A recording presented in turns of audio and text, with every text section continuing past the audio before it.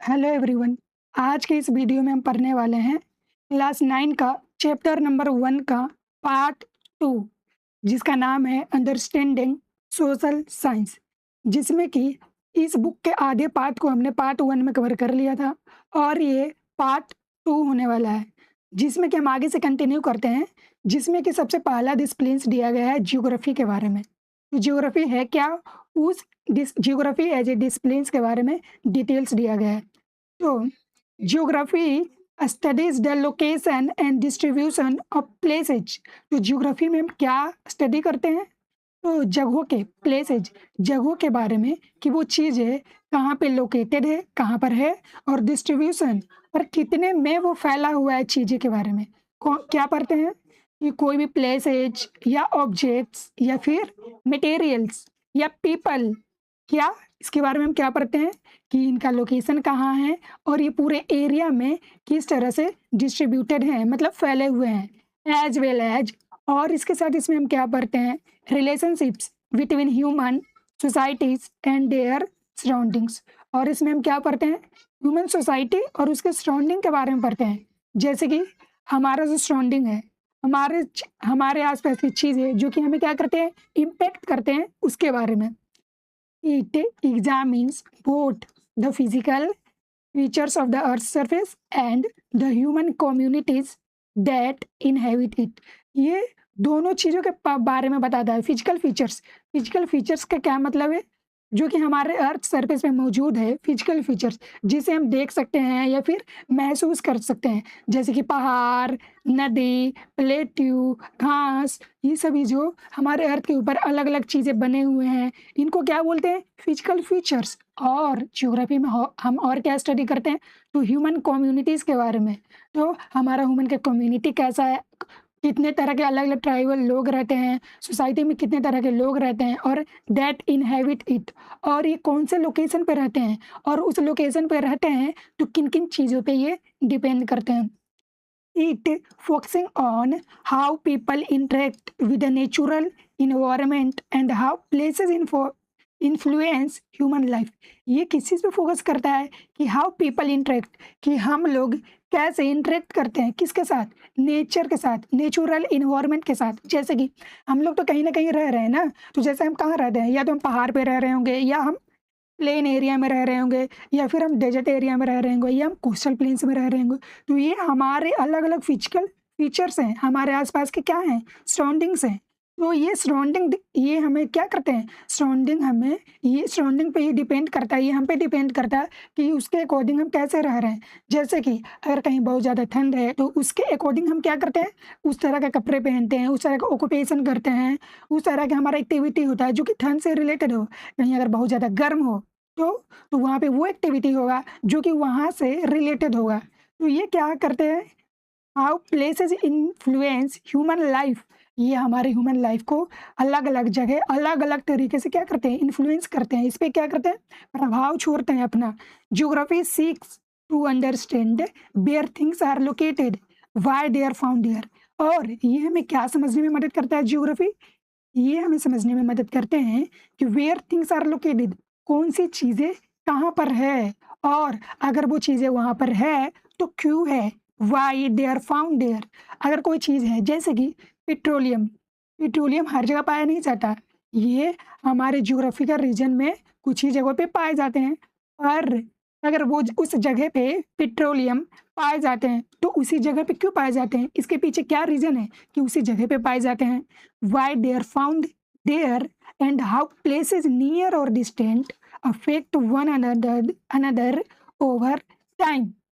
तो ये हमें बताते हैं क्या कि वहाँ पर क्यों है, और कैसे जो अलग अलग जगह हैं जो कि क्या हो, नियर या डिस्टेंट, इसके अफेक्ट वन अनदर, जो चीज़ें हमारे आसपास है। जैसे कि हम अगर प्लेन एरिया में रहते हैं तो हमारे आसपास की चीज़ें क्या है, वो हमें कैसे इम्पेक्ट करते हैं, या हमसे जो दूर चीज़ें हैं, जैसे कि हमारे आस-पास, हमारे पास जो हमसे दूर हैं, जैसे कि कोस्टल प्लेन्स का अगर कोई एरिया जो कि हमसे दूर है, तो वो हमें कैसे अफ़ेक्ट करता है, affect one another over time. तो ये क्या करता है, टाइम टू टाइम ये चेंज होते रहता है, और ये डिपेंड करता है, ये हमें इफ़ेक्ट करता है कि हमें कैसे रहना है। It views the world as a system of interdependency. ये कैसे दिखाता है कि पूरे दुनिया एक सिस्टम में क्या है, जुड़ा हुआ है, and adopts a holistic approach by integrating spatial perspective. और ये हमें कैसे करता है, जैसे कि हम जो चीज़ें यूज़ करते हैं, अलग-अलग तरह के रिसोर्सेज़ यूज़ करते हैं, वो ज़रूरी तो नहीं कि वो बस हमें ज़रूरत है, ज़रूरी नहीं। जैसे कि हमारे यहाँ वो जो चीज़ें पाई जाती हैं, जैसे हम पेट्रोल, क्रूड ऑयल, ये बाहर के देश से मँगवाते हैं। पर क्यों मँगवाते हैं? वो इसलिए क्योंकि हमारे देश में उतना नहीं पाया जाता। तो हम दूसरे देश पे क्या कर रहे हैं? डिपेंडेंट हैं। किसके लिए? पेट्रोल के लिए। और उसी तरीके से जो दूसरे देश हैं, वो हम पे डिपेंडेंट है। कैसे? तो बाकी अलग रिसोर्सेज़ के लिए। तो ये जो पूरा दुनिया है ना, पूरे वर्ल्ड, वो कैसे है? इंटरडिपेंडेंसीज़, मतलब वो एक-दूसरे पे डिपेंड करते हैं। और ये adopts a holistic approach by integrating spatial perspective. और ये स्पेशियल पर्सपेक्टिव्स क्या होते हैं? तो लोकेशन एंड इट्स सिग्निफिकेंस। तो कोई भी लोकेशन किसके लिए सिग्निफिकेंस है? जैसे कि हमारा प्लेन एरिया जो है, ये किसके लिए सिग्निफिकेंस है? तो ये हमारा प्लेन एरिया जो है, हमारे इंडिया का नर्दर्न नर्दर्न प्लेन्स है। तो ये हमारे लिए क्या ज़रूरी है? वो इसलिए ज़रूरी है कि यहाँ पे हम एग्रीकल्चर कर सकते हैं। और अगर कोई प्लेट्यू रीजन है, अगर कोई प्लेट्यू रीजन है, तो ये हमारे लिए क्यों ज़रूरी है? वो इसलिए ज़रूरी है कि यहाँ, क्योंकि हम यहाँ से मिनरल्स को एक्सट्रैक्ट करते हैं, इसीलिए। कोस्टल प्लेन्स हमारे लिए क्यों ज़रूरी है? तो वो कोस्टल प्लेन्स हमारे लिए इसलिए ज़रूरी है, क्यों? क्योंकि यहाँ पे हम फिशिंग एक्टिविटी करते हैं। इसका मतलब क्या? अलग-अलग स्पेस, अलग-अलग स्पेस, अलग-अलग स्पेस। इसका मतलब क्या? लोके लोकेशन एंड इट्स सिग्निफिकेंस। ये जो अलग-अलग लोकेशन है, ये अलग-अलग तरह से क्या अपनी इम्पोर्टेंस रखते हैं। और with temporal perspective change over time. और यह क्या करते रहता है? टाइम टू टाइम चेंज होते रहता है। टाइम टू टाइम चेंज होने का क्या मतलब है? कि जैसे कि टाइम टू टाइम चेंज होने का मतलब है कि यहाँ पे जो हम लोग रहते हैं, तो ये क्या, जैसे कि सीज़न है, तो ये क्लाइमेट है, तो अलग क्लाइमेट, इस क्लाइमेट में ये क्रॉप क्या करते हैं? ग्रो करते हैं। फिर अगर ख़ारिफ़ क्रॉप ग्रो करना है, तो इसके लिए क्या, अलग तरह का क्या लगेगा? क्लाइमेट लगेगा। तो इसके लिए ये चीज़ें क्या होते रहते हैं? टाइम टू टाइम चेंज होते रहते हैं। और इसीलिए इसे क्या कहा गया है? Temporal perspectives. टेम्पोरल मतलब टेम्परेरी, कुछ समय के लिए होते हैं। और क्या हमने देखा? Special location and its significance. Spatial perspectives, ये लोकेशन पे डिपेंड करते हैं। Drawing on both natural sciences such as physics, chemistry, biology. ये जो हमारे फिजिक्स होते हैं ना, फिजिक्स, केमिस्ट्री, बायोलॉजी, ये हमारे साइंस के पार्ट हैं। तो ये कौन से साइंस है? तो ये हमारे नेचुरल साइंस है। साइंस बहुत बड़ा चीज़ है, उसके अलग-अलग ब्रांच हैं। तो ये कौन से ब्रांच में आता है? ये नेचुरल साइंस में आता है। जो हम फिजिक्स पढ़ते हैं, केमिस्ट्री पढ़ते हैं, बायोलॉजी पढ़ते हैं, तो इसमें हम क्या देखते हैं? ये नेचुरल चीज़ों के बारे में पढ़ता है। And social sciences including political science, economics and history. और ये जो हमारा सोशल साइंस है, वो किस चीज़ के बारे में पढ़ता है? सोशल, सोशल मतलब लोग, ये लोगों के बारे में पढ़ता है। तो लोगों के बारे में क्या-क्या? पॉलिटिकल साइंस, जैसे सिविक्स में हम पढ़ते हैं। इकोनॉमिक्स के बारे में पढ़ता है कि कैसे हम इकोनॉमिक्स में क्या पैसे यूज़ करते हैं एक्सचेंज करने के लिए गुड्स को। हिस्ट्री हमारे इतिहास के बारे में बताता है। और उसी तरीक़े से ये ज्योग्राफी क्या करता है? helps answer questions like why India is historically been a hub of global interaction। हम क्या पढ़ रहे हैं? ज्योग्राफी एज ए डिसिप्लिन्स पढ़ रहे हैं। उसमें से हमने क्या देखा कि ये लोग, ये तो अलग-अलग नेचुरल साइंसेस में आ गए, फिजिक्स, केमिस्ट्री, मैथ। वो इसलिए क्योंकि ये कहीं न कहीं नेचर से क्या करते हैं? इंटरेक्ट करते हैं। पर इसमें कोई ह्यूमन का इन्वॉल्वमेंट है नहीं। ये क्या है? नेचर के बारे में बताते हैं। फिजिक्स कैसे? नेचर के लॉ समझाते हैं। केमिस्ट्री क्या बताते हैं? अलग-अलग केमिकल की चीज़ें में जो नेचुरली पाए जाते हैं, कैसे रिएक्ट करते हैं। बायोलॉजी, तो ये भी नेचुरली की चीज़ें, नेचुरल चीज़ों के बारे में स्टडी कर रही है, जैसे प्लांट्स के बारे में, एनिमल्स के बारे में। तो ये नेचर से इंटरेक्ट कर रहा है ना। और सोशल साइंस हमारा ह्यूमन के साथ इंटरेक्ट करता है कि ह्यूमन कैसे इंटरेक्ट करते हैं। तो उसमें से हम क्या पढ़ रहे हैं? ज्योग्राफी। इसमें हम पढ़ रहे हैं कि ज्योग्राफी कैसे मदद करता है। हम पॉलिटिकल साइंस भी देखेंगे इसके ठीक नीचे, और इकोनॉमिक्स भी देखेंगे और हिस्ट्री भी देखेंगे। लेकिन अभी हम देख लें कि geography as a social science discipline में किस तरह से हमारी मदद करती हैं। तो geography helps answer questions like why India has historically been a hub of global interaction. तो ये हमें क्या बताता है? ज्योग्राफी बताता है कि ये जो हमारा इंडिया है, वो क्या सदियों पहले इतिहास में क्या होते आ रहा है? हब बना हुआ है। किस चीज़ के लिए? ग्लोबल इंटरेक्शन, मतलब दुनिया के अलग-अलग लोगों ने यहाँ पे आया है। And how the India peninsula long coast line facilitated contact with Africa. और ये जो हमारे क्या है कोस्टलाइन है, तो इधर क्या है, इधर अफ्रीका कॉन्टिनेंट है। तो ये जो हमारा कोस्टलाइन है ना, ये अलग अलग ये वाले रीजन इसे हम क्या कहते हैं कोस्टलाइन। कोस्टलाइन मतलब वो जमीन का हिस्सा जो कि समुद्र के पास में पड़ता है उसे हम कोस्टल एरिया कहते हैं। तो वो हमारे वो कोस्टल एरिया कैसे इम्पेक्ट किए हैं, तो फैसिलिटेटेड कॉन्टेक्ट विद अफ्रीका। तो अफ्रीका के साथ हमारे कॉन्टेक्ट को क्या किए हैं, इस्टेब्लिश किए हैं। और किसके साथ किए हैं, यूरोप के साथ, साउथ ईस्ट एशिया के साथ। तो ये जो हमारा कोस्टल प्लेन है ज्योग्राफी का हिस्सा है। ज्योग्राफी का हिस्सा क्यों है, क्योंकि ये किस चीज़ के बारे में हम पढ़ रहे हैं, लोकेशन के बारे में। तो ये लोकेशन हमारा कैसे कोस्टलाइन डिफाइन कर रहा है, तो ये इस तरह से डिफाइन कर रहा है कि ये जो हमारा लोकेशन है ये अलग अलग तरीक़े से अफ्रीका, यूरोप और साउथ एशिया क्या है इधर, साउथ मतलब इधर, एशिया मतलब इधर वाले पार्ट।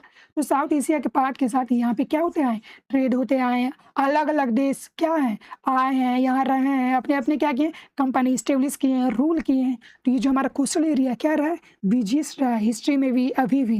तो ये हमें कौन आंसर करता है, ज्योग्राफी आंसर करता है। Geography as a discipline takes help of various tools to understand concepts and investigate questions। तो ज्योग्राफी अकेले नहीं है, वो क्या करता है, ज्योग्राफी इज डिसिप्लिन, ये अलग अलग टूल्स क्या करते हैं, ये अलग अलग टूल्स की मदद लेते हैं। क्यों, ताकि हम क्या कर सके, समझ सकते कॉन्सेप्ट्स को, किससे, इन्वेस्टिगेट क्वेश्चंस, ताकि हम अलग अलग क्वेश्चंस के बारे में जान सकें, इन्वेस्टिगेट करें और उसके बारे में क्या कर सकें, हम ऑब्जर्व करके उसके बारे में स्टडी कर सकें।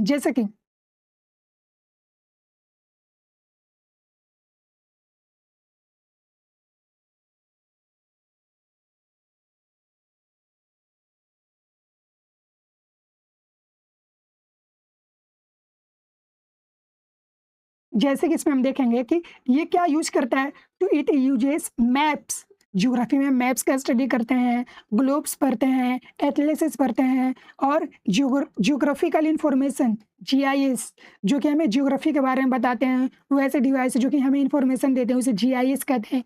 Infographic and various other instruments, और क्या इन्फोग्राफिक वो ऐसी चीज़ें जिससे हमें इंफॉर्मेशन मिलता है कि कौन सी चीज़ें कहाँ हैं उसके बारे में। ये हमें क्या करते हैं, मदद करते हैं, कैसे, तो ये वेरियस अदर इंस्ट्रूमेंट्स का मतलब क्या है, इसका मतलब ये है कि ये अलग अलग इंस्ट्रूमेंट्स के साथ क्या करते हैं, हेल्प करते हैं हमें ज्योग्राफी एज डिसिप्लिन्स को समझने में। In the course of next 2 years, अगले 2 सालों में, मतलब कि इस 9 क्लास में और इसके अगले 10 क्लास में, you will realize how this tools enhance your understanding of the discipline.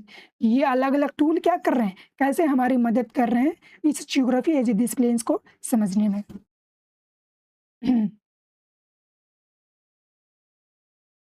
Over the next 2 years, you will study the processes that shape the Earth's surface। आप अगले आने वाले 2 सालों में क्या पढ़ोगे कि वो प्रोसेस पढ़ोगे जिससे क्या शेप, जो हमारे अर्थ पे अलग अलग तरीका के क्या बने हुए हैं, फिजिकल फीचर्स देखने को मिले हैं, लैंड फॉर्म देखने को मिला है, वो कैसे शेप आया, ये इतना बड़ा शेप कैसे बन गया, ये कैसे बने, अर्थ सरफेस के बारे में। And the formation of different land forms, और ये जो अलग अलग लैंड फॉर्म बने हैं वो कैसे बने हैं। You will learn about the atmosphere and climate, oceans, major biomes. आप किसके किसके बारे में पढ़ोगे, एटमोसफेयर में मतलब हमारे आसपास की चीज़ें के बारे में पढ़ोगे, और क्लाइमेट के बारे में पढ़ोगे, ओशियंस के बारे में पढ़ोगे, जो अलग अलग ओशियंस है और ये हमें कैसे इम्पेक्ट करते हैं। और मेजर बायोम्स, बायोम्स का मतलब, बायो का मतलब लिविंग, वो एरिया जहाँ पे क्या करते हैं, लिविंग लिविंग थिंग्स रहा करते हैं या वहाँ पे इंटरेक्ट करते हैं, वो area. And India's biosphere reserves, और इंडिया के बायोस्फीयर रिजर्व के बारे में पढ़ोगे। क्यों, क्योंकि बायोस्फीयर क्या होता है, तो ये कुछ एरिया होता है जो कि क्या किया जाता है, गवर्नमेंट के द्वारा इसे रिजर्व किया जाता है ताकि इसमें कोई भी पर्सन ना आ जा सके। इसके लिए लॉ बना होता है, अगर कोई ऐसा करता है तो उस पर क्या होता है, उसे सज़ा मिलती है, पनिशमेंट मिलते हैं। तो ये क्या होता है, बायोस्फीयर रिजर्व स्पेशल कैटेगरी, ताकि जानवर को हम क्या कर सकें, उसकी सुरक्षा कर सकें, उसको बचाने में योगदान कर सकें। You will be also be introduced to geospatial technology life in different regions of India and the world. आप क्या देखेंगे, जियो स्पेशियल टेक्नोलॉजी को भी देखेंगे, जो कि क्या अलग अलग हमारे इंडिया के रीजन में क्या करते हैं और पूरे दुनिया में काम करते हैं। जियो स्पेशियल का मतलब, स्पेशियल मतलब अलग अलग जगह, जियो मतलब अर्थ से रिलेटेड, तो अर्थ पे अलग अलग चीज़ें जो हैं, अलग अलग जगह, वो कैसे टेक्नोलॉजी से क्या करते हैं, इम्पेक्ट होते हैं, और पूरे दुनिया में कैसे इम्पेक्ट होते हैं।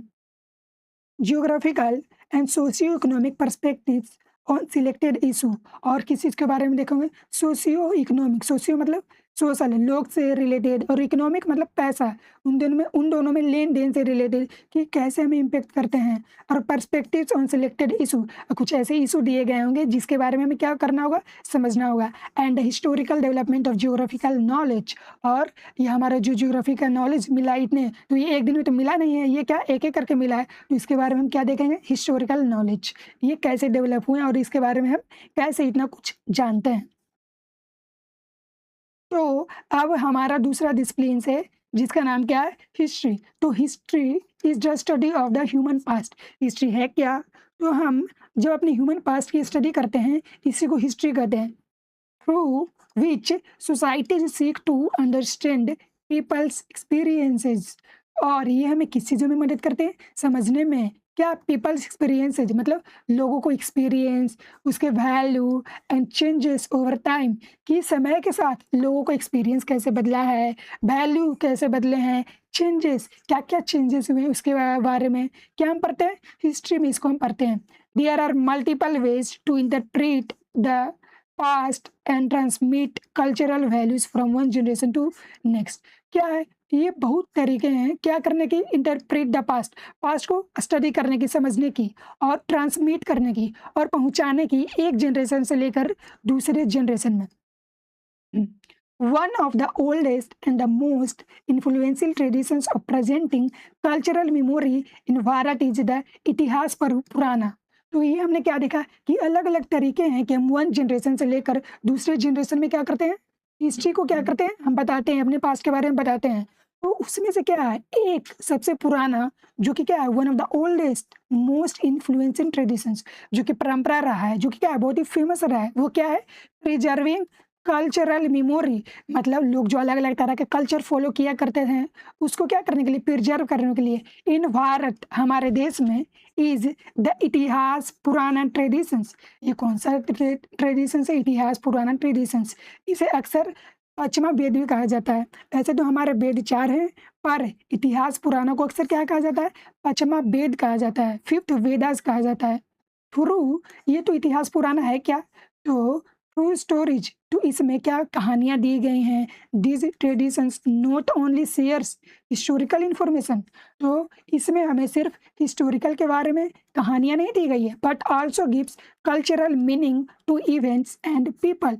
बल्कि हमें इसमें ये भी बताया है कि लोगों के बारे में, कल्चर कैसा था, उसका क्या मतलब हुआ करता था, अलग अलग इवेंट के बारे में, लोगों के बारे में, इन डूइंग सो, और भी आगे के बारे में। It reinforces enduring ideals and values offering a sense of identity and purpose. और हमें ये क्या करते हैं, ये हमें मदद करते हैं समझने में, री-इन्फोर्सेज करते हैं। ये हमें क्या करते हैं, री-इन्फोर्सेज मतलब कि हमें ये समझाते हैं, इस पर क्या करते हैं, ध्यान आकर्षित करते हैं, क्या करने में, आइडियल्स, आइडिया को अलग अलग समझने में, कि कौन कौन से आइडियल्स, कौन कौन से लोग हुए हैं, वैल्यूज़ क्या क्या उनके महत्व हैं, क्या क्या चीज़ें क्या वो फॉलो करते हैं, उसका क्या वैल्यू हुआ करता था, इससे क्या फ़ायदा हुआ करता था। Offering a sense of identity, और क्या एक एक ये क्या एक सेंस ऑफ आइडेंटिटी, मतलब हम लोग को एक समझने का क्या किया करते थे, बताया करते थे। एंड पर्पस, और ये हमें इसके बारे में पर्पस भी बताया करते थे कि अगर ऐसा होता है तो क्यों होता है। Across cultures different historical traditions have utilized different methods. तो हमारे सोसाइटी, हमारी हिस्ट्री में अलग अलग तरह के कल्चर हुए हैं, तो अलग अलग कल्चर में हमें क्या देखने को मिलता है, डिफरेंट हिस्टोरिकल ट्रेडिशंस, अलग अलग तरह के क्या मिले, परंपरा मिले हैं, जो कि क्या है, हैव यूटिलाइज्ड डिफरेंट मेथड्स, जो कि अलग अलग तरीके के क्या किए हैं, मेथड्स को यूज़ किए हैं। Some traditions emphasizes moral and philosophical insight। तो कुछ ट्रेडिशंस हमें किस चीज़ के बारे में बताते हैं, मोरल मतलब नैतिक, क्या सही है गलत है। फिलोसफिकल इंसाइट, दुनिया को देखने का क्या नज़रिया, कि अगर ऐसा है तो क्यों है, हमें क्या करना चाहिए, हम इस दुनिया में क्यों आए हैं, उसके बारे में क्या देता है, हमें झलक देता है। While others offer documentary verification, और दूसरा क्या करता है, डॉक्यूमेंट्री वेरिफिकेशन, मतलब वो डॉक्यूमेंट्स हमें पता चलता है, उन चीज़ों जो लिखा हुआ है उससे हमें पता चलता है कि ये लोग चीज़ें क्या कैसे रहा करते थे, क्या इनका कल्चर था। Modern historiography by contrast increasingly relies on the empirical evidence.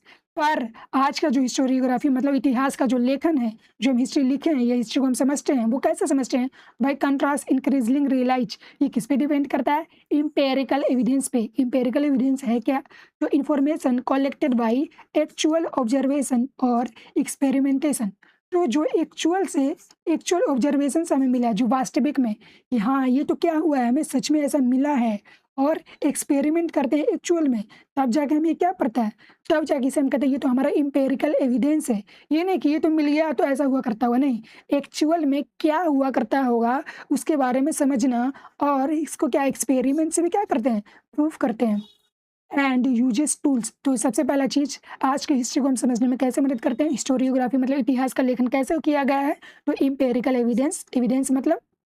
Empirical evidence मतलब वैसे इंफॉर्मेशन जो कि ऑब्जर्वेशन और एक्सपेरिमेंट से पता किया गया है। And uses tools such as human genetics. और पहला तो एम्पिरिकल एविडेंस, दूसरा अलग अलग तरह के ये क्या यूज करते हैं? टूल्स क्यों यूज करते हैं? सच एज ह्यूमन जेनेटिक्स, जैसे कि ह्यूमन का जेनेटिक्स, इसकी जीन की स्टडी कर को। हम लोग क्या है, जब हम लोग आए अपनी मम्मी पापा से, तो फिर वो कैसे आए, तो उनका जीन हमारे अंदर क्या हुआ है, ट्रांसफर। फिर हमारे जो बच्चे होंगे तो उसके अंदर क्या आया होगा, हमारे जीन आया होगा। तो जीन क्या करता है, वो किसी भी लिविंग थिंग्स में एक जनरेशन से दूसरे जनरेशन में क्या होते रहता है, पास होते रहता है। और ये जीन से हम क्या पता लगा सकते हैं कि वहाँ उस समय के लोग कैसे हुआ करते थे, कैसा उनका बना हुआ था। तो जीन से हमारे क्या बनाते हैं, जीन से हमारे बॉडी को बनाते हैं, और इसी से हम उनके बारे में जानकारी को इकट्ठा करते हैं। और अलग टेक्निक एक है कार्बन 14 डेटिंग। कार्बन 14 डेटिंग क्या होता है, तो जैसे कि कार्बन 14 डेटिंग में ये होता है कि जैसे कोई एक ऑब्जेक्ट है, तो इसमें जो कार्बन अभी प्रेजेंट होंगे, जितने मान लेते हैं अगर इसमें 10 कार्बन है, ठीक, इसमें मेथड ये काम कैसे करता है, कार्बन 14 डेटिंग मेथड। तो जैसे कि इसमें अगर 10 कार्बन है अभी, और जैसे समय बीतते जाता है तो इसके साथ होता क्या है कि कार्बन कम होते जाते हैं। मान लेते हैं कि अगर इसमें 2 कार्बन कम हो गए, तो ये टोटल अभी कितना बचा, 8 कार्बन। तो 2 कार्बन जो कम हुआ, इससे हमें ये पता चलेगा कि 2 कार्बन इसमें समय के साथ कम होते रहते हैं। तो टोटल अगर 10 कार्बन है तो अब टोटल 8 हो गए। तो इससे हम ये समझ सकते हैं कि क्या, कि ये इतना 2 साल क्या है, 2 साल पुराना है। ये अलग टेक्निक होता है, पर हम एग्जाम्पल के लिए क्या ले रहे हैं, 2 साल, कि ये 2 साल पुराना है। तो ऐसे मतलब जितना कम कार्बन बचा हुआ, तो ये उतनी पुरानी चीज़ें होंगी। तो ये कैसे मदद करते हैं, कार्बन 14 डेटिंग मेथड से। तो जितना ज़्यादा कम कार्बन पाया जाएगा, इसका मतलब ये उतना ही पुरानी चीज़ें हैं। क्यों?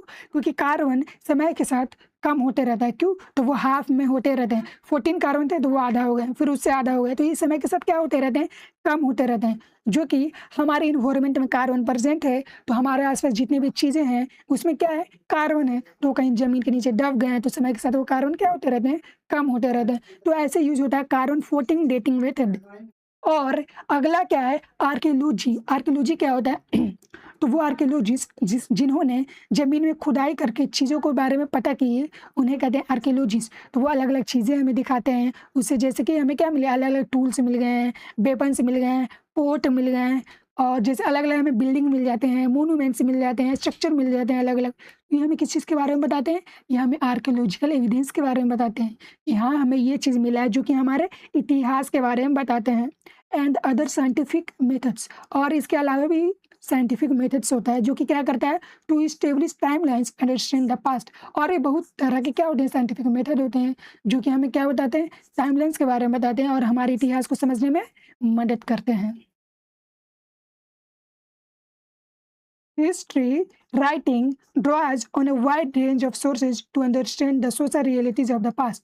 हमारे पास्ट को समझने के लिए क्या, हिस्ट्री राइटिंग जो किया जाता है, ये वाइड रेंजेस, ये अलग अलग सोर्सेज से किया जाता है ताकि समझ सके। जैसे कि कोई हमें सोर्स है, जैसे कि हमें एक इंस्क्रिप्शन मिल गया, इस पे राजा अशोक के बारे में क्या किया गया, कुछ लिखाया गया है कि राजा अशोक इतने महान थे, इन्होंने कलिंग वार लड़ा और उसके बाद इन्होंने लड़ाई छोड़ दिया। क्यों? क्योंकि ये अब धर्म का प्रचार किया करने लगे, लोगों को क्या अच्छी चीज़ें बताने लगे कि अहिंसा गलत है। तो ये हमें कहाँ से इन्फॉर्मेशन मिला, ये हमें राजा अशोक के इंस्क्रिप्शन से पता चला।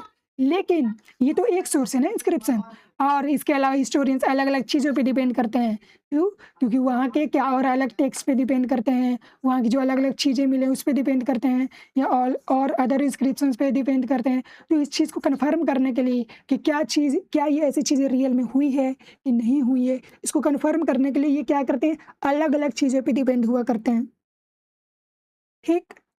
These includes archaeological and literary traditions. और इसमें क्या-क्या चीज़ें आते हैं जो कि अलग-अलग सोर्सेज़ पे डिपेंड करते हैं। तो आर्कियोलॉजिकल अभी हमने बताया कि आर्कियोलॉजिकल वो सोर्सेज़ होते हैं जिससे हमें खुदाई करके मिला हो। एंड लिटरेरी सोर्सेज़ लिखा हुआ या इंस्क्रिप्शंस लिख दिए हैं, मैन्युस्क्रिप्ट्स लिख दिए हैं या अलग टेक्स्ट कुछ भी लिख दिए हैं, जो लिखी हुई चीज़ें हमें मिले उसे कहते हैं लिटरेरी ट्रेडिशंस। सच ट्रेवलॉग्स। ट्रेवलॉग्स क्या होता है?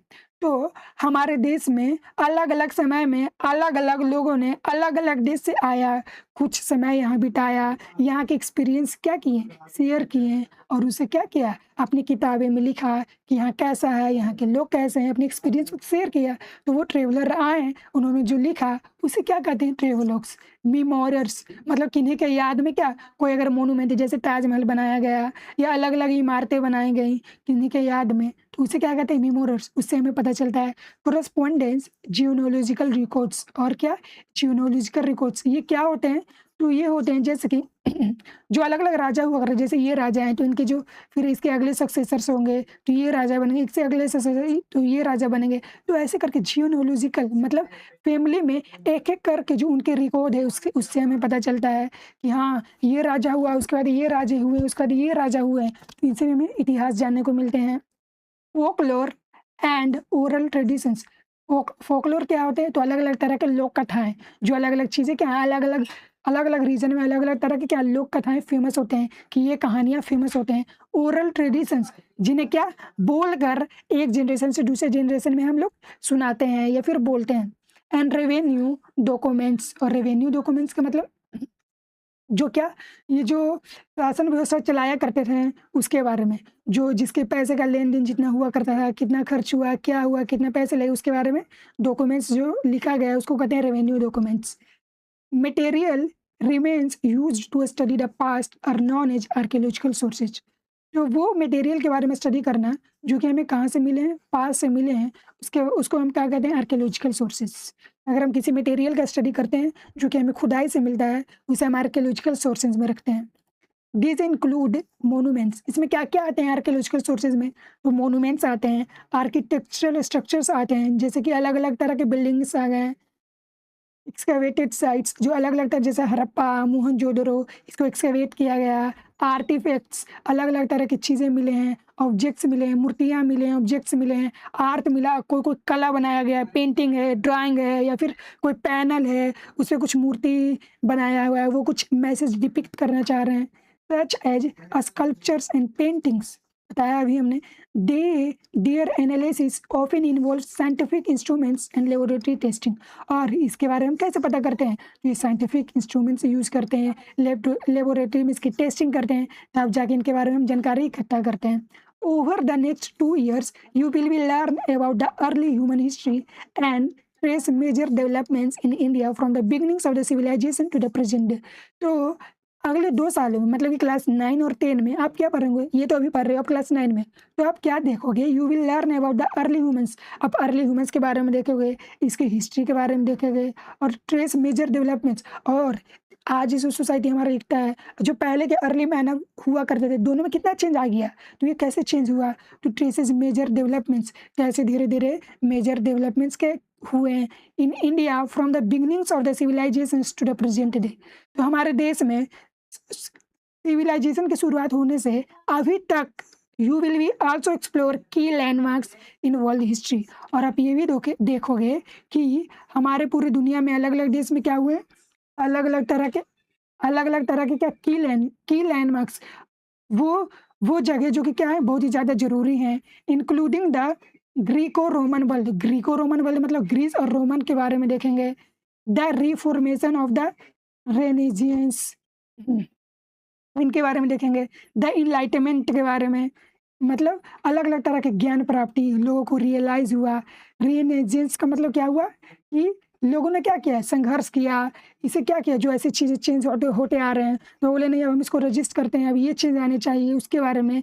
एंड द इंडस्ट्रियल रिवॉल्यूशन, आज तो हम इंडस्ट्री के बिना चीज़ें इमेजिन नहीं कर सकते हैं, ऐसा कि हमारे आसपास हर वो चीज़ हम देखते हैं क्या, इंडस्ट्री से कहीं ना कहीं रिलेटेड है। खाने वाला, पहनने वाला, ये जो चीज़ें हम यूज करते हैं, हर वो चीज़ जिससे हम इंटरेक्ट करते हैं वो क्या, इंडस्ट्री से ही मिलके बन के मिलके बने हुए हैं। तो ये इंडस्ट्री रिवॉल्यूशन कैसे आया, तो ये इंडस्ट्री हमेशा से नहीं हुआ करते हैं, तो इंडस्ट्री आए तो इससे बहुत बड़ा बदलाव देखने को मिला। तो इंडस्ट्री आए तो क्या क्या चेंज देखने को मिला, सबसे पहले इंडस्ट्री कहाँ आए उनके बारे में देखेंगे। In addition you will examine colonialism. Colonialism मतलब जब एक कोई देश दूसरे देश पे क्या करता है, उसके रिसोर्सेज को, वहाँ के लोग को एक्सप्लॉइट करता है, अंधाधुंधी यूज करता है, उनके मर्जी के खिलाफ उन्हें परेशान करता है, वहाँ के कब्जे कर लेता है सारे रिसोर्सेज पे, तो उसे कहते हैं कि एक देश ने दूसरे देश पे क्या किया है, कोलोनियलिज्म का मतलब एक देश ने दूसरे देश पे जो कब्जा किया है, ये कैसे इम्पैक्ट हुआ, इट्स ग्लोबल इम्पैक्ट, और इसका ग्लोबल इम्पैक्ट क्या हुआ,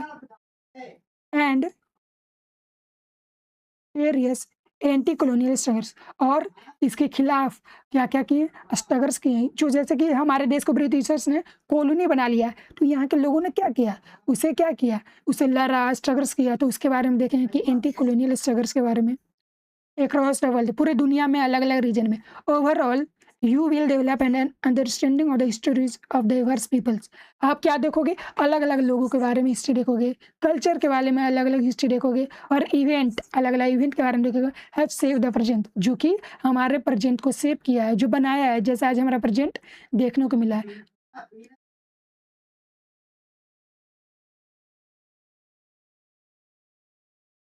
हम्म, ये क्या दिए गए हैं, अलग अलग सोर्सेज दिए गए हैं, जो कि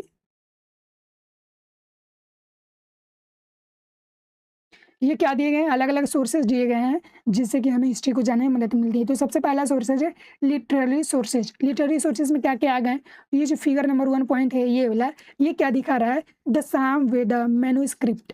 ये क्या है, साम वेदा का एक मैन्युस्क्रिप्ट दिया गया है, जो कि अभी कहाँ है, नेशनल म्यूजियम न्यू दिल्ली में है। ये नीचे वाला क्या दिखा रहा है, ए ट्रेडिशनल पाम लीफ।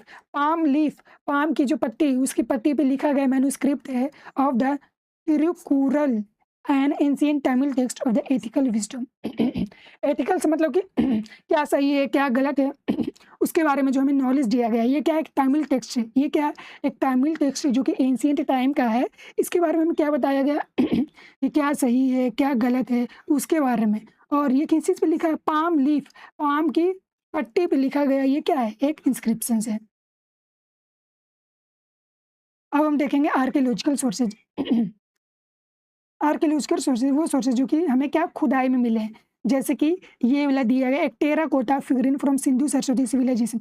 ये जो नमस्ते पोजीशन में ये फिगरिन दिया गया, मूर्ति दिया गया, ये हमें कहाँ से मिला है, सिंधु सरस्वती सिविलाइजेशन, जो कि हमारे इंडिया का सबसे पहला सिविलाइजेशन, हमारे इंडिया का सबसे पहला सिविलाइजेशन माना जाता है, वहाँ से हमें ये मिले हैं।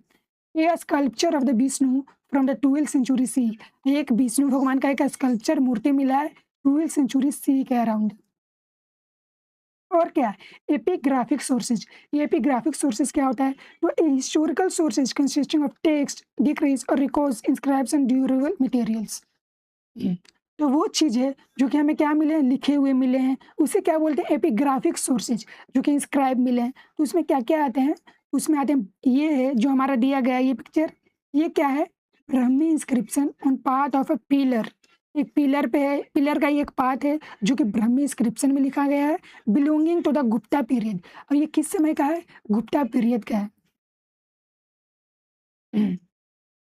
Kannada inscription of emperor Krishnadeva Raya at the underground Shiva temple. ये हमें क्या मिला है, ये एक शिवा टेम्पल जो कि अंडरग्राउंड में जमीन के नीचे है, और ये कहाँ से मिला है, कन्नाडा इंस्क्रिप्शन। इसे कन्नाडा इंस्क्रिप्शन कहते हैं, जो कि किनका, एम्परर कृष्णदेव राय के द्वारा क्या इसे लिखवाया गया है, जो कि प्रसन्न ब्रूस टेम्पल हम्पी, वहाँ से मिला है। कहाँ से, तो ये तम्पी हम्पी में एक टेम्पल है जो कि क्या कहलाता है, प्रसन्न ब्रू पक्ष, वहाँ से ये हमें मिला है। फिर अगला है न्यूमिस्मेटिक सोर्सेज। तो वैसे सोर्सेज जैसे करेंसी, मेडल्स, इन सब से जो हमें हिस्ट्री के बारे में जानकारी मिलता है, इसे हम कहते हैं न्यूमिस्मेटिक सोर्सेज। तो ये दिया गया है, क्वाइन के बारे में दिया गया है, एक coin issue by king Samudragupta. Samudragupta के द्वारा क्या गया, एक कॉइन को इशू किया गया है जो कि 4th सेंचुरी का है। इसमें क्या ये दिखाया गया है, बीना प्लेइंग ऐसे। तो ये क्या दिखाते हैं कि उस समय के ये जो राजा हैं समुद्रगुप्त, इन्हें बीना प्लेइंग, इन्हें बीना बजाना क्या पसंद हुआ करता होगा। A Mughal coin issue during the reign of Jahangir showing the zodiac sign Sagittarius. ये क्या कर रहे हैं, एक मुगल कॉइन, जो मुगल के द्वारा कॉइन चलाया गया उसका है। ये कब चलाया गया, जो जहांगीर जब शासन कर रहा था उसके दौरान ये क्या किया गया था, ये चालू किया गया, इसे चलाया गया। Showing the zodiac sign of the Sagittarius, ये क्या जो अलग, ये कुछ साइन ऐसे करके दिखा रहे हैं। अब हम देखते हैं पॉलिटिकल साइंस के बारे में। Political science is the study of governance. Political science में हम किस चीज़ों के बारे में पढ़ते हैं, गवर्नेंस के बारे में पढ़ते हैं। Which informs us how and why power is distributed, जो कि हमें क्या बताता है कि ये जो अलग अलग क्या लोगों में ये पावर क्या है, क्यों डिस्ट्रीब्यूटेड है, क्यों बांटा गया है। एंड हाउ, और ये कैसे बांटा गया है, हाउ एंड वाई मतलब ये कैसे बांटा गया है और इसे क्यों बांटा गया है।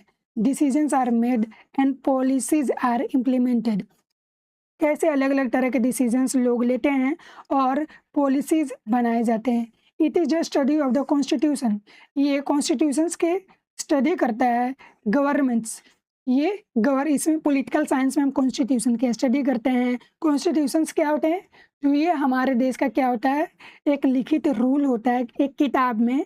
एक क्या होता है, constitution is a set of written rules in which people living in a country, जो कि एक किसी भी देश में रहने वाले लोगों के द्वारा क्या पूरे लोगों के द्वारा एक्सेप्ट किया जाता है। कॉन्स्टिट्यूशन में रूल लिखे होते हैं कि किसके पास कितना पावर होगा, सिटीजन्स के पास कितना अधिकार होगा, क्या हक होगा, उसके बारे में।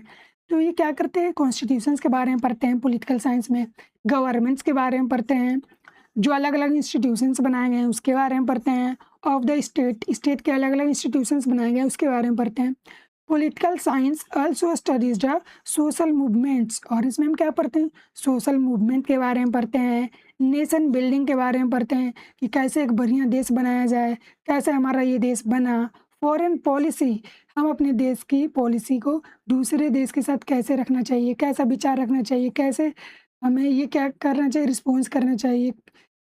And the ways power is exercise, और इस तरह से हमें पावर को क्या करना चाहिए, यूज करना चाहिए, शेयर करना चाहिए। And regulated in society and everyday life, और हमारे सोसाइटी में क्या ये कैसे काम करता है और हमारे एवरीडे लाइफ में ये कैसे काम करता है, इसके बारे में। In India's villages the Panchayati Raj system embodies grassroots democracy by giving citizens a voice in the local development planning। तो हमारे इंडिया में क्या है, जो अलग अलग गांव हैं, पंचायती राज सिस्टम है, ये क्या embodies grassroots of democracy। Grassroots का क्या मतलब है, ग्रास रूट्स का मतलब है पूरे नीचे तक, रूट ग्रास रूट्स मतलब पूरे जड़े तक, पूरे मतलब कि हमारे सोसाइटी के निचले तबके तक क्या ये हमें करता है, ग्रास रूट्स डेमोक्रेसी। किसे कहा जाता है, पंचायती राज, जो कि क्या करता है, by giving citizens a voice, जिसमें लोगों को ये हक देता है बोलने के लिए। और लोकल डेवलपमेंट प्लानिंग, ये जो लोकल एरिया जैसे गांव हो गए हैं, इसमें कैसे ये क्या कर सकते हैं, अपनी चीज़ों को जो कमी है उसे पूरा कर सके, डेवलप कर सकें। तो ये क्या प्रोवाइड करता है, पंचायती राज सिस्टम, जिसे क्या कहा जाता है, ग्रास रूट्स ऑफ डेमोक्रेसी। तो पॉलिटिकल साइंस में हम ये पढ़ते हैं। This shows that political power is not only with in formal institutions, हमें ये इस चीज़ के बारे में बताता है कि जो पॉलिटिकल पावर है सिर्फ इसलिए नहीं कि बस नाम के लिए है, ये इतना पावर कॉन्स्टिट्यूशन में लिख दिया गया, but also in social relationships, बल्कि हम लोगों के आपस संबंध में भी है।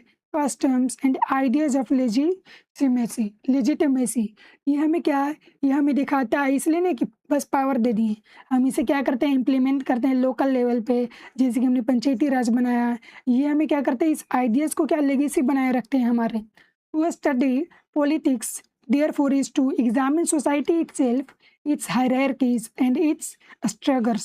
तो जब भी हम किसी भी, तो हम पॉलिटिक्स की जब स्टडी करते हैं तो हम क्या करते हैं, सोसाइटी को समझते हैं, इसके हायरार्की को समझते हैं, एंड इट्स स्ट्रगल, और यहाँ पे क्या क्या स्ट्रगल हुए हैं उसके बारे में समझते हैं। More effective and accountable governance, और कितने अच्छे गवर्नमेंट आ सकें जो कि हमारे भलाई के लिए, हमारे जवाबदेही पे काम कर सके, उसके लिए आते हैं। ये सारी चीज़ों को हम किस में पढ़ते हैं? पॉलिटिकल साइंस में पढ़ते हैं। The study of politics in India began very early alongside reflections on how society should be organized and govern. तो हमारे इंडिया में जो पॉलिटिक्स का स्टडी है, ये हमें क्या देखने को मिला है?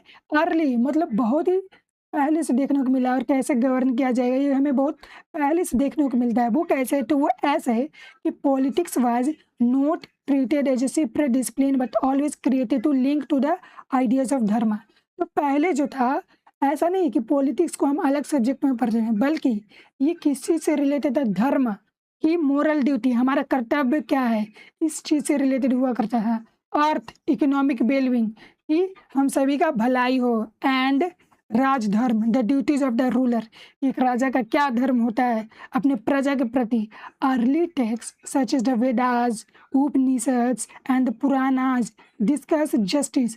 ये जो अलग अलग वेदास हैं, उपनिषद्स मिले हैं, पुराण मिले हैं, ये किस चीज़ के बारे में बताते हैं? जस्टिस के बारे में बताते हैं। अथॉरिटी मतलब किसके पास कितना पावर होगा, कौन रिस्पॉन्सिबल होगा। न्याय, जस्टिस मतलब न्याय के बारे में बताते हैं। सोशल ऑर्डर के बारे में बताते हैं कि हाँ, अगर ये कोई गलती किया तो ये ऑर्डर को फॉलो नहीं कर रहा है तो इसे ये सज़ा मिलेगा। And the responsibilities of the Kings and citizens, और किंग राजा का क्या दायित्व है, लोगों का क्या दायित्व है, इसके बारे में भी हमें क्या बताते हैं? ये हमें पुराने क्या बताते हैं? टेक्स्ट, जो कि क्या हमारे पॉलिटिकल का पार्ट, पॉलिटिकल साइंस का पार्ट है, जो कि आज हम सेपरेट पॉलिटिकल साइंस में पढ़ते हैं। लेकिन नहीं, पहले ये अलग अलग चीज़ों में हुआ करता था, जो कि सभी पॉलिटिकल साइंस का पार्ट हुआ करता था। Indian political taut is a further articulated in works such as Mahabharata and the Sukraniti, which address governance, law and ethical leadership। जो हमारा इंडिया पॉलिटिकल सिस्टम है, ये हमें किस में देखने को मिलता है? वर्क्स जैसे कि महाभारत में देखने को मिलता है, जिसमें कि भगवान श्री कृष्ण गीता में उपदेश देते हैं किसको? अर्जुन को, कि क्या करना चाहिए, क्या हमारा कर्तव्य है, एक राजा का क्या धर्म होता है, हमारे ह्यूमन बींग्स का क्या धर्म है प्रजा के प्रति, इसके बारे में क्या सही है गलत है। तो ये किसके बारे में हमें कैसे पता चलता है? तो पॉलिटिकल थॉट हमें देखने को मिलता है महाभारत में। शुक्रानीति का जो कि क्या है, जो कि हमें बताते हैं गवर्नेंस के बारे में, लॉ के बारे में, एथिकल लीडरशिप्स के बारे में, एक लीडरशिप का क्वालिटी कैसा होना चाहिए। तो इस शुक्रानीति के द्वारा एक बुक लिखा गया है, उसमें हमें ये मिलता है।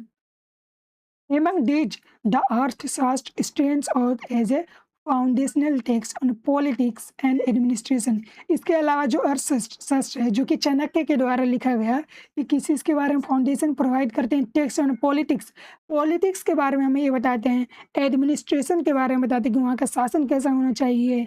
Detailing how state should be govern, किसी भी राज्य को कैसे चलाना चाहिए। How taxes should be collected, और टैक्स को कैसे कलेक्ट किया जाना चाहिए।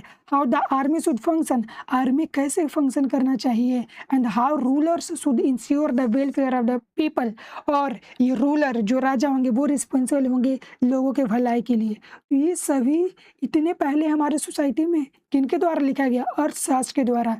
तो ये क्या है, कोई एक पॉलिटिकल साइंस बुक है? नहीं। तो इसे क्या ऐसे मिक्स करके अलग अलग चीज़ों में क्या हमें देखने को मिलते हैं? ये पॉलिटिकल साइंस। पर आज क्या है, जो सेपरेट पॉलिटिकल साइंस में हम ये सारी चीज़ों को पढ़ते हैं।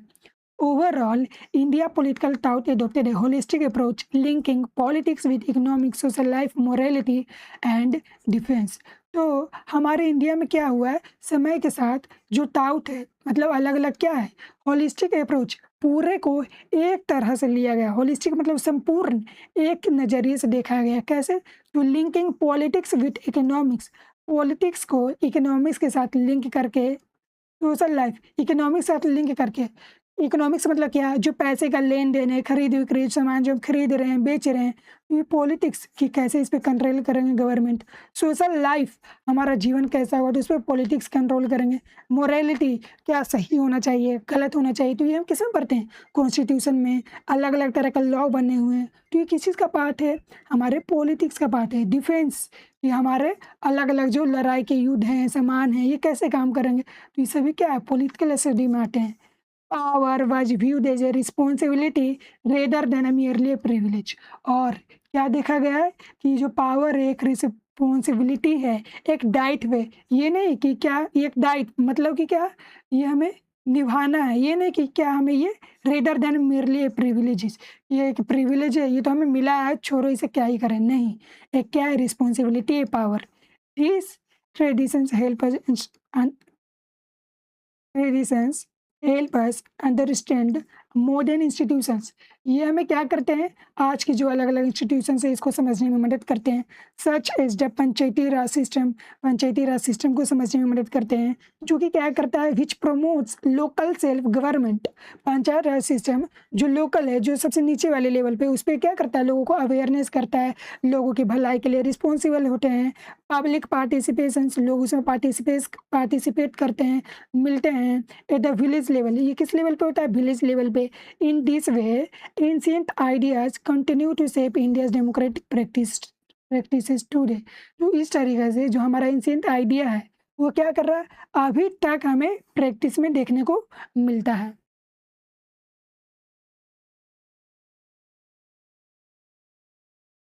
ओवर द नेक्स्ट 2 ईयर्स, अगले 2 सालों में, you will be study major contemporary concepts and practices in political science. आप क्या पढ़ोगे, मेजर इवेंट्स के बारे में, क्या क्या प्रैक्टिसेस हैं जो कि पॉलिटिकल साइंस में लिए गए हैं, इंक्लूडिंग डेमोक्रेसी पढ़ोगे कि डेमोक्रेसी है क्या, कैसे फंक्शन करते हैं, ये इसके फीचर्स क्या-क्या होते हैं, इलेक्शंस के बारे में पढ़ोगे, अथॉरिटी के बारे में पढ़ोगे, सिविल सोसाइटी के बारे में, गवर्नेंस के बारे में, पब्लिक पॉलिसी के बारे में, एंड नेशनल सिक्योरिटी के बारे में, एंड इट्स चैलेंजेस, और इसके क्या-क्या चैलेंजेस है उसके बारे में। However, a meaningful understanding of political science also require your own efforts to observe and analyze the political issues.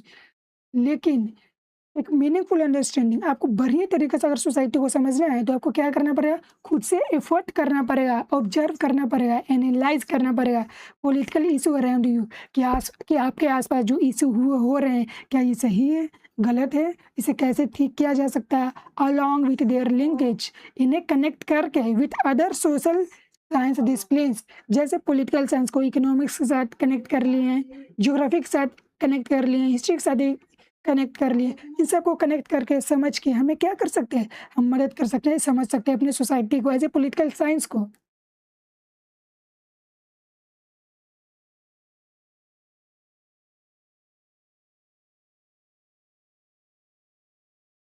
अब है हमारा next economics. Economics helps us understand how individuals and societies decide how to use limited resources to meet their needs. Economics क्या करते हैं, तो ये हमारी मदद करते हैं ये समझने में कि कैसे जो कोई भी लोग है, इंडिविजुअल्स मतलब कोई भी एक सिंगल लोग, एंड सोसाइटीज, और ये जो हमारा सोसाइटी है ये कैसे डिसाइड करता है to use limited resources to meet their needs. जैसे कि हमारे इन्वायरमेंट में चीज़ें क्या हैं, लिमिटेड, पर उसके लिए इसको यूज करने के लिए लोग क्या हैं, अनलिमिटेड। तो हमारे लिमिटेड रिसोर्सेज को, जो कि हमारा रिसोर्सेज जो अलग अलग चीज़ें हमारे यूज के हैं वो क्या है, कम है। तो टू मीट देयर नीड्स, तो अपनी ज़रूरत को पूरा करने के लिए ये कैसे क्या कर सकते हैं, मदद कर सकते हैं। ये हमें क्या, इकोनॉमिक्स हमें मदद करता है ये समझने में। It studies how goods and services are produced, exchanged and distributed. ये हमें समझने में मदद करते हैं कि ये कैसे प्रोड्यूस होते हैं, अलग अलग चीज़ें हमें आसपास देखने को मिलते हैं, तो ये अलग अलग चीज़ें बनते कैसे हैं, और ये कैसे एक्सचेंज होते हैं, और इसे अलग अलग जगह पे कैसे बांटा जाता है, डिस्ट्रीब्यूट किया जाता है। It also examines how this processes shape everyday life, और ये हमें समझने में ये भी मदद करते हैं कि जो हमारे लाइफ में अलग अलग प्रोसेसेस हैं ये कैसे हमारी एवरीडे लाइफ को सेव करते हैं। From the food we eat and the clothes we wear to the jobs we will people do and the services they use। ये यहाँ तक कि ये क्या करते हैं, जो हम खाना खाते हैं, जो हम कपड़े पहनते हैं, जो काम हम करते हैं, जो सर्विसेज क्या करते हैं, यूज करते हैं, ये हमें क्या करते हैं। Economics explores decision making by consumers, producers and governments. ये हमें क्या करते हैं, डिसीजन बनाने में मदद करते हैं, किसके बीच में, कंज्यूमर, जो कि कंज्यूम कर रहा है। कंज्यूम कौन कर रहा है, तो हम। जैसे कि हमें किस चीज़ का ज़रूरत है, हमें अगर आटा का ज़रूरत है तो वो हमें कंज्यूम कर रहे हैं, ये कहीं ना कहीं से आ रहा होगा, कहाँ से, तो जो प्रोड्यूस कर रहे हैं। एंड गवर्नमेंट्स, और ये गवर्नमेंट क्या करते हैं, ये रिलेट करते हैं कि कंज्यूमर प्रोड्यूसर के बीच में क्या रहे, ये मेंटेन रहे कि ज़्यादा प्राइस ना बढ़ा दे, ताकि ये क्या कर सके, इसमें कोई मिलावट ना आ जाए। तो इस तरह से ये क्या करता है, रेगुलेट करता है कंज्यूमर और प्रोड्यूसर्स के बीच में गवर्नमेंट डिसीजन मेकिंग को। Consumers decide what to buy, producers determine what and how much to produce.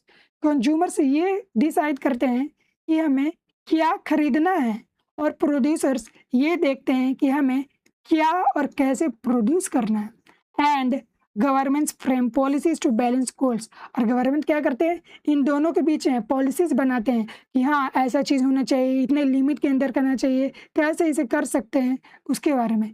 Such is growth, किसके बारे में बताते हैं, तो ये ग्रोथ के बारे में, एंड स्टेबिलिटी के बारे में, इफिशियंसी के बारे में, फेयरनेस के बारे में। तो ये सभी क्या देखते हैं, ये सभी अलग अलग गवर्नमेंट का पॉलिसीज़ के अंदर आते हैं जो कि ये देखते हैं। In this way, economics is not only about numbers and markets, but also about well-being, equity and justice. तो इकोनॉमिक्स इस बारे में नहीं होता है सिर्फ, किसके बारे में, कि नंबर्स, इतने सारे लोग हैं, इतने सारे मार्केट्स हैं, नहीं, बल्कि ये क्या है, लोगों के भलाई के बारे में, इक्विटी के बारे में कि सबका इक्वल हो, इक्वल डिस्ट्रीब्यूशन हो, सबको एक तरह से ट्रीट किया जाए, जस्टिस के बारे में, ये हमें जस्टिस के बारे में बताते हैं। India is a rich and dynamic economic history, हमारे देश का बहुत ही क्या रिच, मतलब ये बहुत ही डायनेमिक हिस्ट्री, इकोनॉमिक हिस्ट्री रहा है फॉर सेंचुरीज, सदियों तक। It was one of the world's leading economics and important centre of the trade, industry and maritime activity. तो ये क्या दुनिया का क्या इकोनॉमिक्स एंड इम्पोर्टेंट सेंटर रहा है, किसके लिए, ट्रेड के लिए, इंडस्ट्री के लिए, मैरीटाइम एक्टिविटी, मतलब समुद्र में जो हम लोग समुद्र के रास्ते जो एक्टिविटी यात्रा किया करते थे ट्रेड का। Colonial rule disturb this progress, पर हमारे देश में कॉलोनियल रूल, जो ब्रिटिशर्स आए तो उन्होंने क्या किया, इस प्रोग्रेस को डिस्टर्ब कर दिया, रोक दिया, जिसकी वजह से हमें क्या देखने को मिला, बहुत ज़्यादा मात्रा में पॉवर्टी, रिक्रूट, फेमेंस, हंगर देखने को मिला, and the decline of traditional industries. और जो हमारे पुराने इंडस्ट्री थे उसे क्या देखने को मिला, उसमें काम वो ख़त्म होते दिखे। After independence India began the task of rebuilding its economics. तो आज़ादी के बाद क्या, जो हमारा देश है वो क्या करने लगे, रीबिल्डिंग इट्स इकोनॉमिक्स, अपने इकोनॉमिक को दोबारा से बनाने लगे।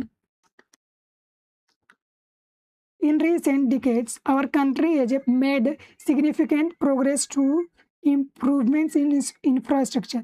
तो हमारा जो देश, जो हमारा क्या है देश है, वो हाल ही में कुछ दशकों में क्या देखा है, सिग्निफिकेंट प्रोग्रेस, यहाँ प्रोग्रेस देखने को मिला। कैसे, तो ये इन्होंने इम्प्रूव किया है इंफ्रास्ट्रक्चर, एक्सपेंशन ऑफ एजुकेशन, इन्होंने पढ़ाई पे क्या किया है, खर्च किया है, टेक्नोलॉजी पे खर्च किया है, रिडक्शन इन पॉवर्टी, इससे क्या हुआ, पॉवर्टी गरीबी कम की है, एंड राइजिंग लाइफ एक्सपेक्टेंसी, इससे क्या हमारे जिंदगी जीने का क्या है, हमारा लाइफ क्या हुआ, बढ़ा है, उसके टाइम्स बढ़ रहे हैं। 8 important challenges remain, particularly in increasing incomes and in ensuring that the benefits of growth reach all sections of society. और हमें क्या देखने को मिला है, फिर भी कुछ चैलेंज है जो कि हमें क्या करना चाहिए, पार्टिकुलरली जो कि खासकर हमारे सोसाइटी में क्या, इंक्रीजिंग इनकम्स को इंक्रीज करना, ensuring the benefits of growth rich sections of all society, ताकि हमारे सोसाइटी के हर एक क्या तबके को, जैसे कि हर एक लोग को, चाहे गरीब हो, अमीर हो, चाहे कैसे भी लोग हो, उन सबको इसका क्या मिल सके, बेनिफिट हो सके।